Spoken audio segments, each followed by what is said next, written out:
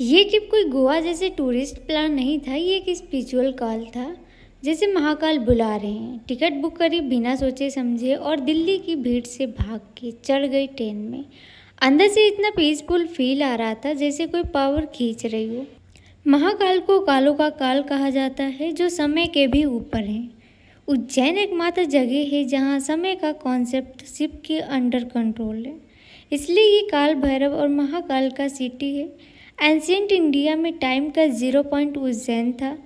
यह फैक्ट लोगों को यूजुअली पता नहीं होता है। हमने अपनी ट्रिप शुरू की दिल्ली से। उज्जैन के लिए कई ट्रेनें अवेलेबल हैं, लेकिन सबसे फेमस है श्री महाकाल एक्सप्रेस, जो एक स्पिरिचुअल अनुभव के साथ आपको उज्जैन पहुंचाती है। और सबसे मज़ेदार बात, महाकाल एक्सप्रेस में भजन चलते हैं और खाने में भी प्रसाद वाइब्स आती हैं। ट्रेन की खिड़की से जो हवा आती है ना, लगता है जैसे खुद भोलेनाथ बुला रहे हैं। उज्जैन स्टेशन से उतरते ही लगा जैसे हवाओं में भी हर हर महादेव गुनगुना रहा है।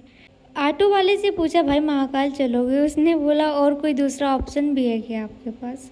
ये शहर ही अलग है। यहाँ हर दुकान, हर गली, हर थाली, सब में भोले का नाम लिखा है। वैसे शिव भक्त में एक बात यूनिक होती है, यहाँ डिसिप्लिन से ज़्यादा इमोशन चलती है। शिव भक्त भले ही भोले होते हैं, पर उनकी वाइब फुल एनर्जेटिक होती है। उज्जैन का महाकाल मंदिर 12 ज्योतिर्लिंगों में से एक है, लेकिन ये साउथ फेसिंग है, बाकी सब ईस्ट फेसिंग होते हैं। साउथ डायरेक्शन यमलोक का डायरेक्शन माना जाता है, इसीलिए महाकाल डायरेक्टली डेथ से डील करते हैं। यहाँ की भस्म आरती देखने के लिए मॉर्निंग 3 बजे लाइन में लग जाना रहता है, और जब मैंने भस्म आरती देखी, लिटरली मेरी आत्मा हिल गई। कहाँ लोगों को राख से डर लगता है और यहाँ शिव जी को राख से नहलाया जाता है। भस्म आरती सिर्फ उज्जैन महाकाल मंदिर में ही होती है। शिव भगवान को मृत्यु का स्वरूप मानकर उन्हें भस्म लगाई जाती है, यानी डेथ को एक्सेप्ट करने का मैसेज। यहाँ मोबाइल कैमरा कुछ भी नहीं चलता, बस आप, शिव और वो एनर्जी जो आपके रोंगटे खड़े कर देती है। महाकालेश्वर टेम्पल 3 पार्ट्स में डिवाइडेड है। लोअर पार्ट में महाकालेश्वर ज्योतिर्लिंग, मिडिल में ओमकारेश्वर शिवलिंग और सबसे अपर नागचंद्रेश्वर टेम्पल, जो साल में सिर्फ एक ही दिन खुलता है, वो भी नाग पंचमी के दिन। अब चलते हैं उस जगह पर जहाँ डरते नहीं हैं, बल्कि डर से दोस्ती की जाती है, और ये हैं काल भैरव। मान्यता है कि काल भैरव भगवान शिव के रक्षक नहीं, शिव के नगर के कोतवाल हैं।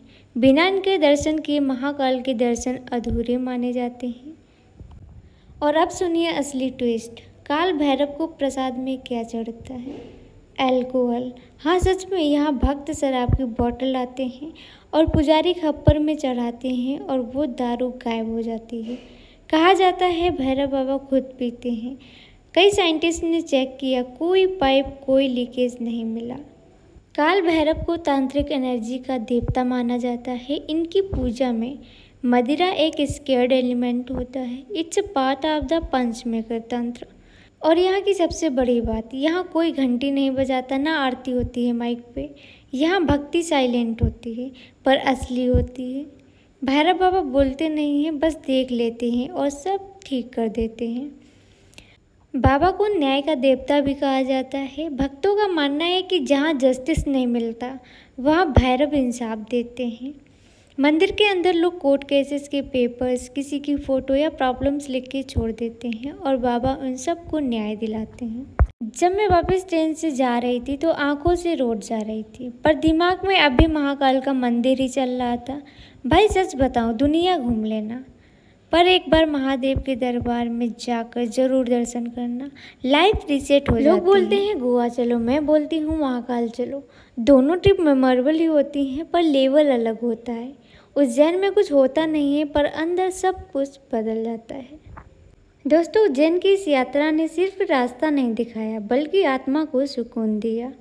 महाकाल की ब्लेसिंग्स मिली, और ये एहसास कि जब आप उन्हें सच्चे दिल से पुकारते हो तो वो खुद बुला लेते हैं।